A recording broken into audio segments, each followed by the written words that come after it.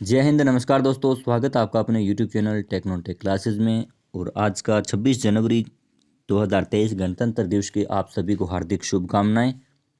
और 2-3 दिन से आपको वीडियो नहीं मिली, इसके लिए सॉरी। और आज से आपको रेगुलर क्लासें मिलेगी इलेक्ट्रिशियन थ्योरी की। हरियाणा में टेक्निकल बोर्ड से जो क्वेश्चन पूछे जाते हैं, आईटी के जितने सेमेस्टर एग्जाम होते हैं वहाँ से कंपटीशन एग्जाम में क्वेश्चन पूछे जाते हैं। Previous year all India IT और निमी पैटर्न जो हमारी बुक है, तीनों का कॉम्बिनेशन बनाकर वो सीरीज स्टार्ट की गई है, सिंक्रोनाइज सीरीज। और 10,000 प्लस क्वेश्चन आपको एग्जाम तक करवाएंगे दोस्तों।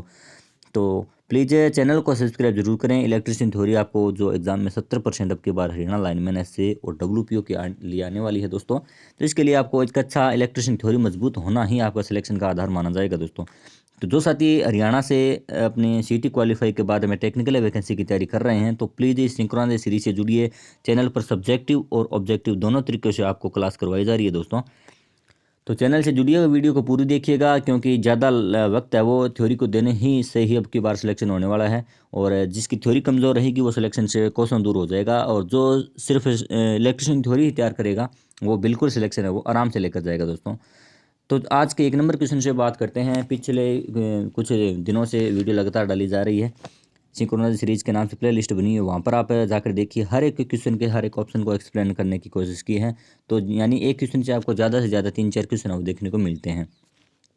वीडियो आपको अच्छी लगे तो चैनल को सब्सक्राइब करें और शेयर जरूर करें अपने साथियों के साथ।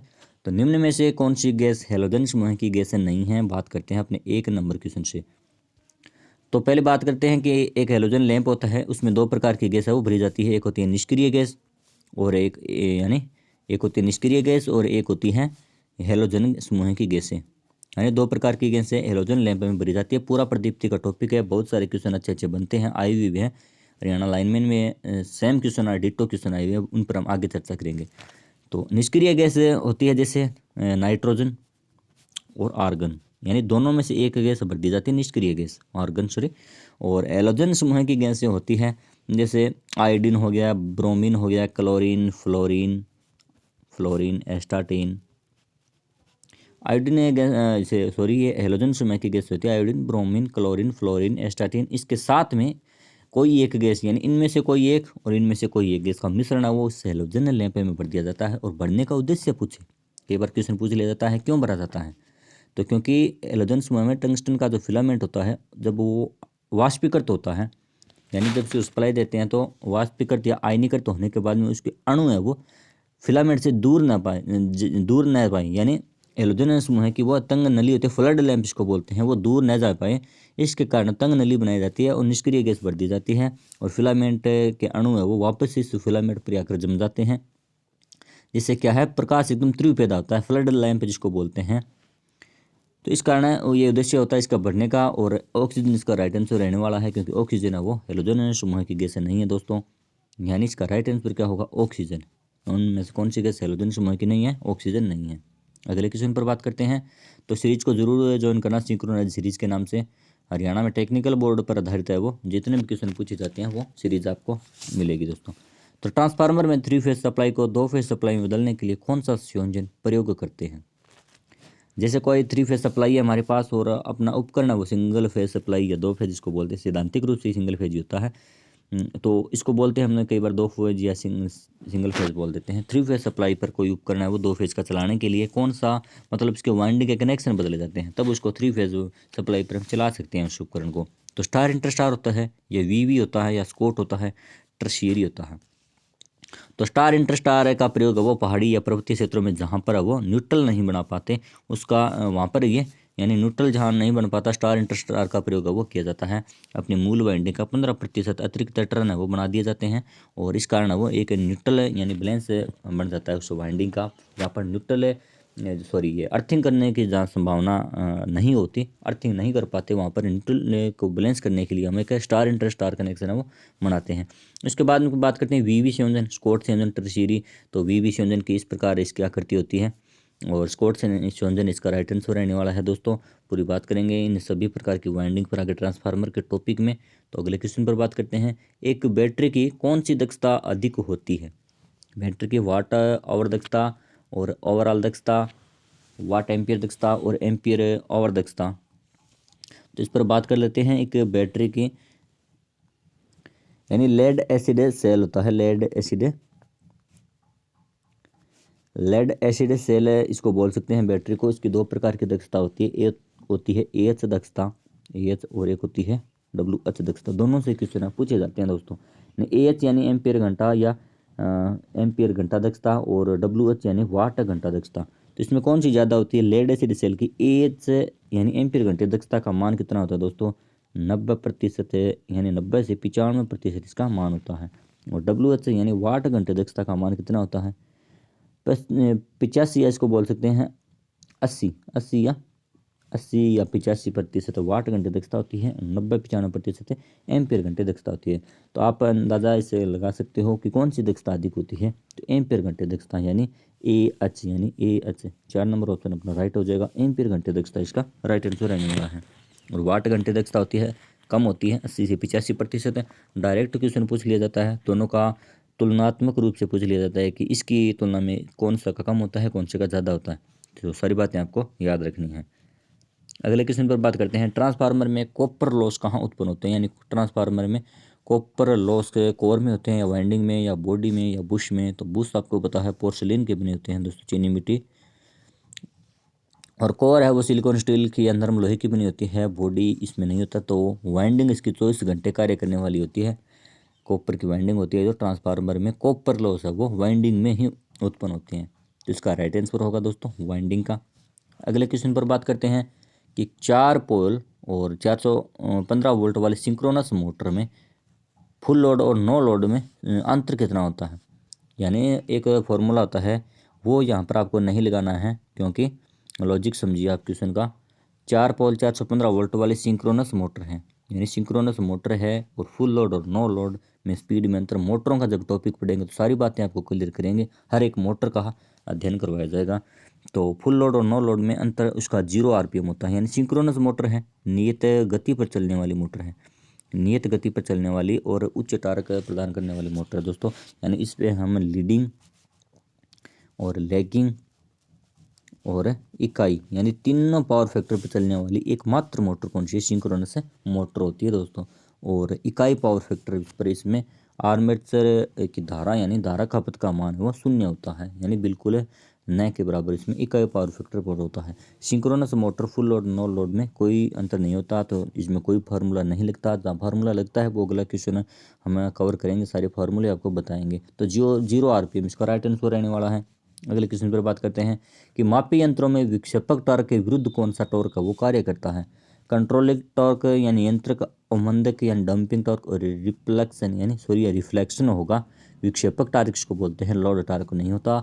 तो मापक यंत्र होते हैं इसमें 3 प्रकार के, यानी ये जो तीनों हैं, 1 नंबर 2 नंबर तीनों, ये तीनों टॉर्क है वो काम करते हैं। तो विक्षेपक टॉर्क यानी डिफ्लेक्टिंग है टॉर्क इसको बोलते हैं, डिफ्लेक्टिंग टॉर्क। पैमाने की सुई को, यानी मापक यंत्र की सुई को पैमाने पर इस प्रकार जैसे गति करने के लिए, यानी यहाँ से कोई सुई इस प्रकार यहाँ पर लानी, इसको बोलते हैं विक्षेपक टॉर्क। यानी उसको एक विक्षेप प्रदान करने के लिए टॉर्क लगता है, उसको क्या बोलते हैं? विक्षेपक या रिफ्लेक्शन टॉर्क इसको बोलते हैं। सॉरी, डिफ्लेक्टिंग टॉर्क, रिफ्लेक्शन है, डिफ्लेक्टिंग टॉर्क आएगा यहाँ पर।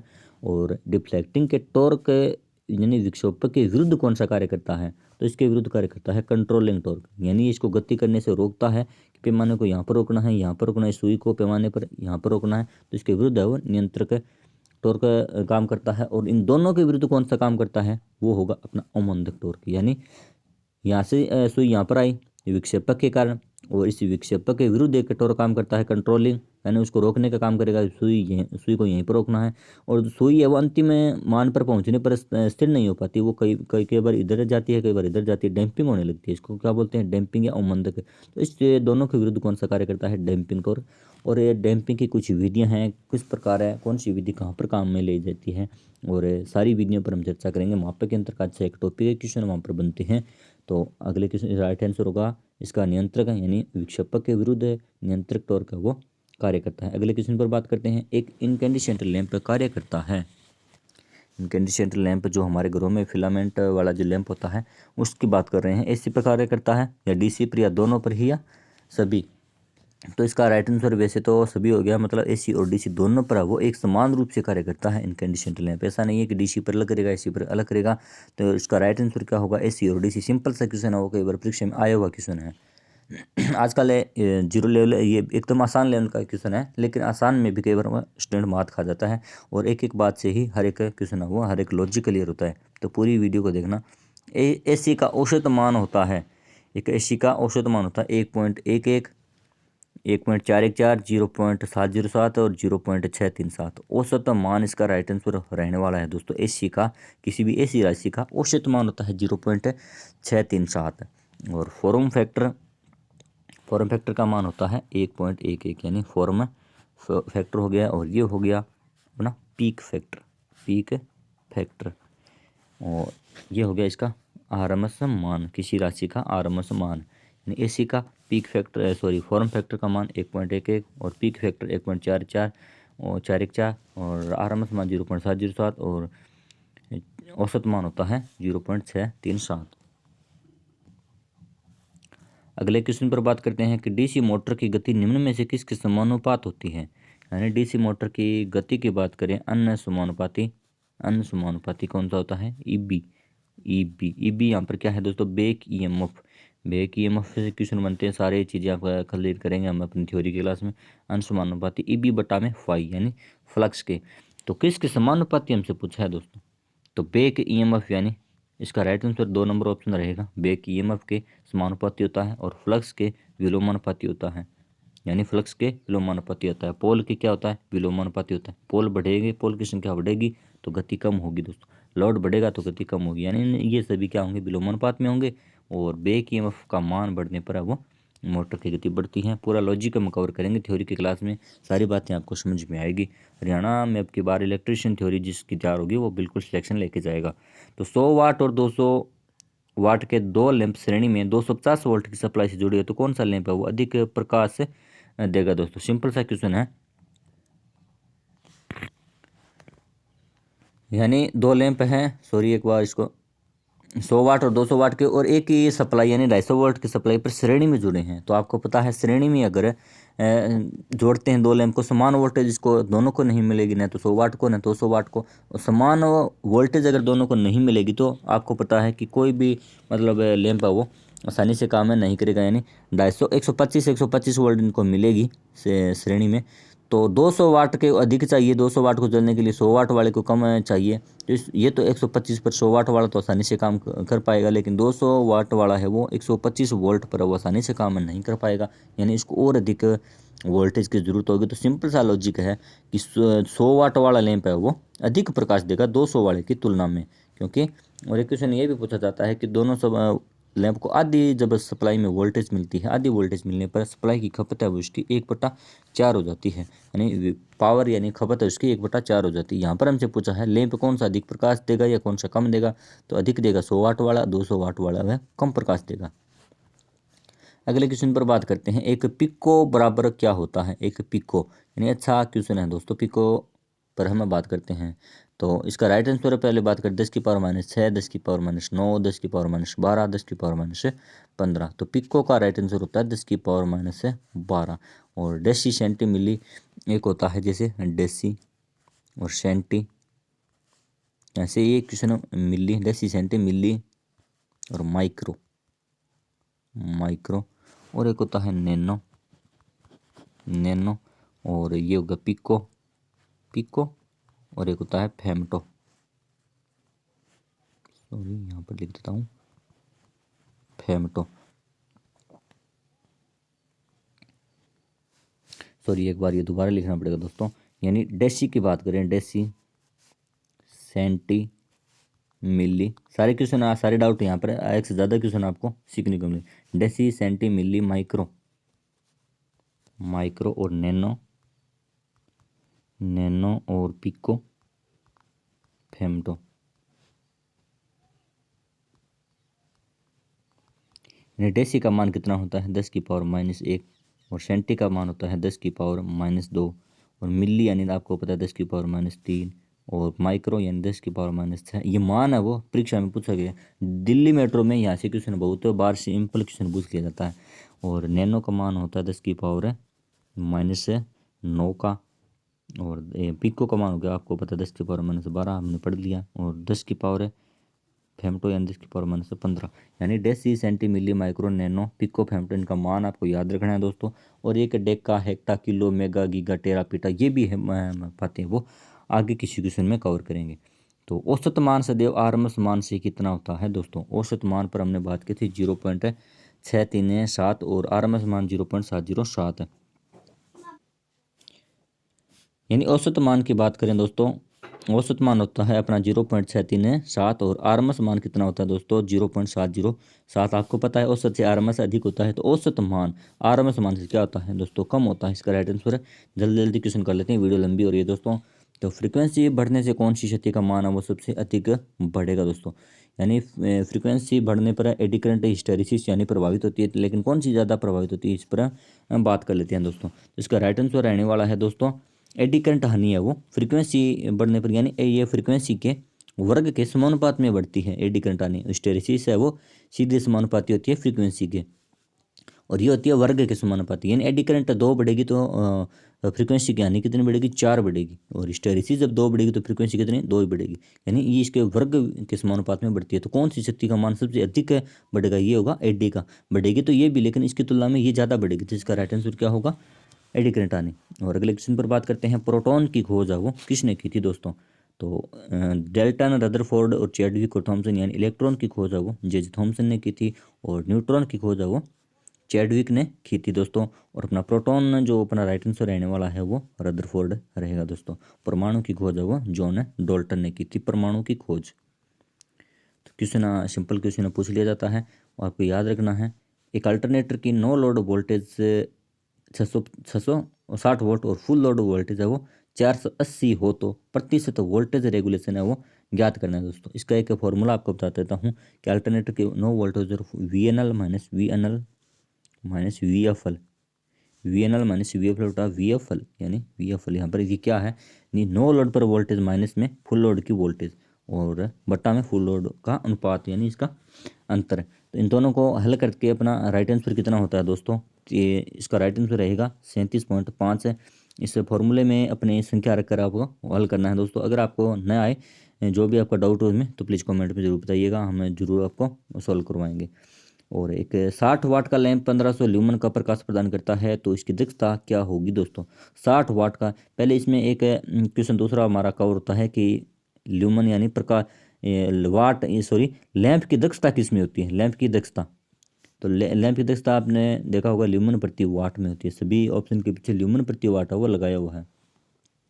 तो इसका एक तो होता है कि लैंप की दक्षता ल्यूमन प्रति वाट में होती है, और यहाँ पर जो हमारा क्वेश्चन पूछा गया है कि 60 वाट का लैंप है 1500 ल्यूमन का प्रकाश देता है, यानी तो ल्यूमन प्रति वाट यानी 1500, यानी 60 वाट का लैंप है और 1500 ल्यूमन का प्रकाश करता है, दोनों का गुणा हो जाएगा। यानी इसका राइट आंसर क्या रहेगा दोस्तों, सॉरी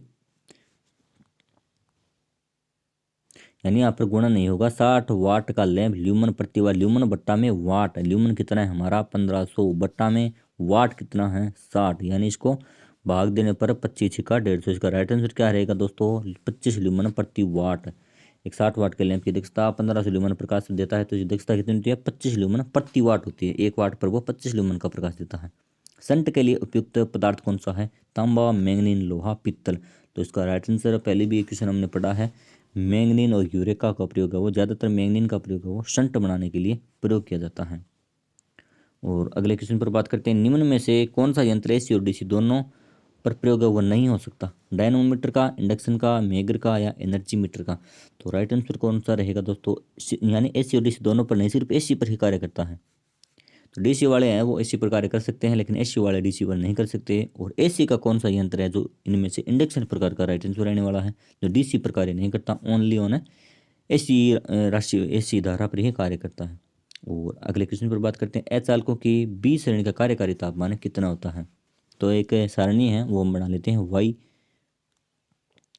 वाई